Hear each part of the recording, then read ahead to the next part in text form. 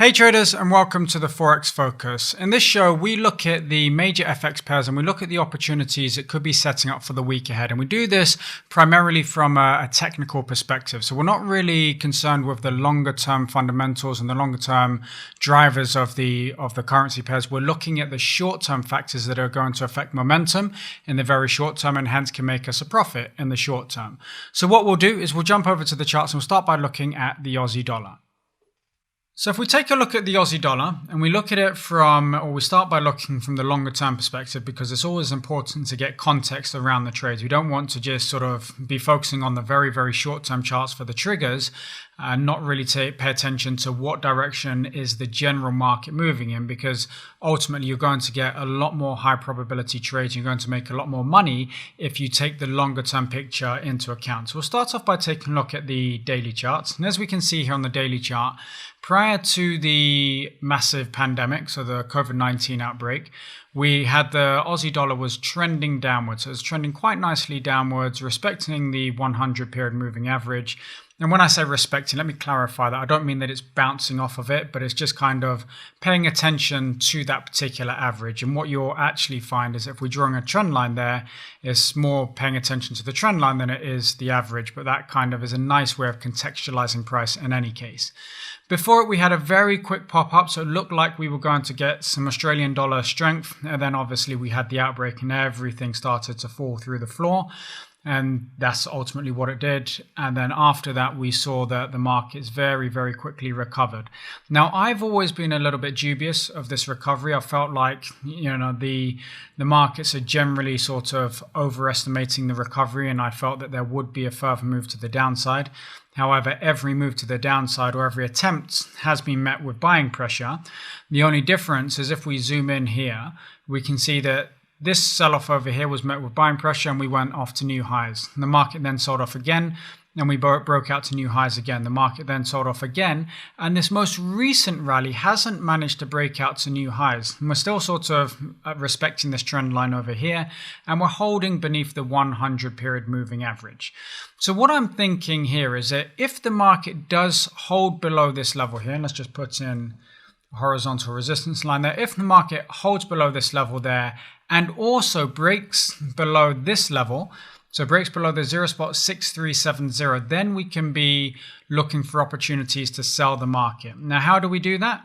I would then drop down to a shorter term time frame. So perhaps the 4-hour time frame, as we can see here, or the 1-hour time frame, and start looking for pullbacks in the trend. And what I mean by that is you're looking for things. If I go and give you a bit of an example, let's go back in time. Look at the 4-hour chart. We can't see it there. Let's look at what happened in the 1-hour chart when we got the previous sell-off. So if we look at the sell-off over here, okay, so the market sold off in a big way there. Now, how would you have played that? The best way to do that would have been looking for pullbacks in the trend as the market was giving us some momentum. So if we go in here and we change this over here and we go and we say, look, the market sold off through this level there. It's then given us a bit of a pullback, as you can see, then sell through that pullback. We get a level of support is printed over here. So maybe we could take a sell through that level of support. And ultimately what we're looking for is just opportunities to sell the market again and again and again, like you can see here. So the market pulls back a little bit. And after those brief pauses, we look for the opportunity to sell through the lows. And that's what I think we want to do here. So if I put in the resistance level there again, I'm looking at as long as the market holds beneath this level, and when it breaks through the 0.6371, I'm then going to become a seller, and I'm going to be looking for pullbacks in the trend, either on the 4-hour chart or the 1-hour chart. Depends which one sort of looks prettiest at the time, which one's most harmonic. I'll be looking for pullbacks in the market, and then I'll be selling into those pullbacks once we get below this level here. If we move on to the euro dollar is a really difficult one to trade at the moment. In fact, if I pull up the dollar CAD, euro dollar franc, and dollar yen, and we look at it from the daily perspective, we can see that all of them, they don't really have much direction. So even though we got the sell-off and then the recovery, the markets are pretty much where they've been for the past month and a bit. They've gone up a bit, down a bit, but not really made or lost much ground. That's the dollar yen. If we take a look at the euro dollar, it's exactly the same thing. It's just coiling. We look at the dollar franc, it's exactly the same thing. So these particular pairs here, you'll see that I don't have them highlighted on the right hand side, and that's because ultimately I don't see any real opportunities in them at the moment. As traders, we want to be in the markets when the markets are moving, when they're moving with momentum. Even in range-bound markets, we make money when the markets are moving. We don't make money if the markets just move sideways, and that's what these are doing at the moment.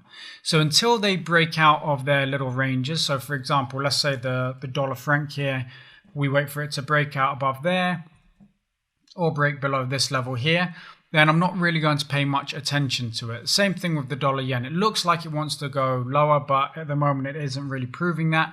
So when we get a move below 106, around that level there, then I can start to entertain it. Dollar franc, we've already looked at that. Dollar CAD, we're looking really at this sort of area over here and this sort of area over there to the downside. We're waiting for the market to either break below that or above that. And then finally with the euro dollar, it's just really a complete untidy mess. So I'm going to wait for a move above that level or a move below this level here in order to trigger some momentum moves. You know, when the market gets towards the highs or the lows, I may look at the price action and look to trade bounces. But as I just said, ultimately, we want momentum in the markets to be able to make money. And at the moment, I don't see momentum in any of those markets. So at the moment, it's just the Aussie dollar really, of the pairs that we've looked at so far, that is presenting any opportunities. However, we have two major pairs left to look at. One is the pound dollar. So if we look at the pound dollar from daily charts, it's a similar picture to the Aussie dollar in that we got the big sell-off and we have the recovery pulling back towards this sort of 100 period moving average. Is held below the highs. So whereas the market broke out to new highs here, it hasn't managed to do that. But this one has got way more momentum to the downside. So we can see here the market is actually already broken through that level, which ultimately means going into next week, if this momentum can hold, I'm really looking for opportunities to sell. If we jump over here to the 4-hour chart, we can take a look. We can see that, let's just zoom in there for a second. See that the 4-hour chart, we've got a lot of momentum beneath this level. Do I think that we're going to get a major pullback here? Perhaps not. We might just get a bit of a pause. So if we take a look at this sort of price action over here, where the market sort of sells off in a big way, then gives us a couple of candle pause, so 4, 8, 12 hours, and then breaks down again. We may well see this. We may see that over the Asian session later on, the market just kind of moves sideways and then eventually breaks down and gives us opportunities to sell. But ultimately, with the pound dollar, really, I'm looking for opportunities to sell next week unless the picture changes completely and we start to get momentum to the upside. I think that selling pound dollar, selling cable is the right way to go about things. And similar sort of thing here for the New Zealand dollar as well. What I like about this is that we've also got a little bit extra adding to our technical picture here. So if we put in a trend line, we've had a break beneath that trend line. If we go to the highs there, I know that we're on the 4-hour chart. In fact, let's be a little bit consistent. Jump over to the daily chart to start off. We can see that the market hasn't broken above those highs. It really looks like we have momentum to the downside. We have this trend line in here as well, so that adds a little bit more weight to our technical picture. And then it's going to just be a case of looking to trade the pullbacks wherever they are, whether that be on the 4-hour charts or whether that be on the 1-hour chart. You know, ultimately wait for the markets to kind of pull back a little bit, move sideways, give us some consolidation. And once we get the consolidation, sell through the lows. And then ultimately, if we can do that on a consistent basis, we should be able to make money.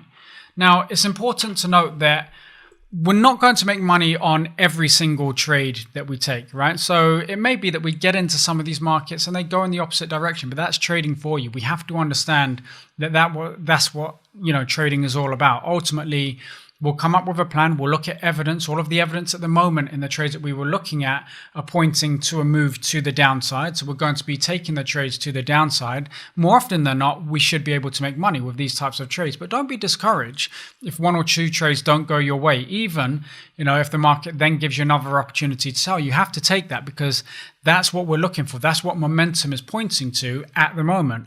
Obviously, if the market starts to then break up in a big way and give us momentum to the upside, that's going to invalidate the trades that we were looking at. But, you know, I hope this gives you a bit of an inkling as to what I'm looking to do next week.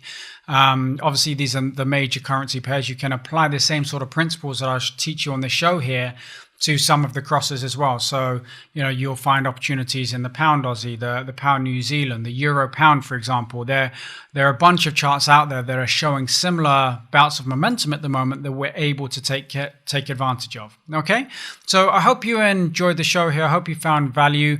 If you like it, please give me a thumbs up. Remember to subscribe to the channel and hit the bell to stay up to date with all of the videos as and when I release them. Otherwise, have a fantastic week in the markets, and I'll speak to you in next week's Forex Focus.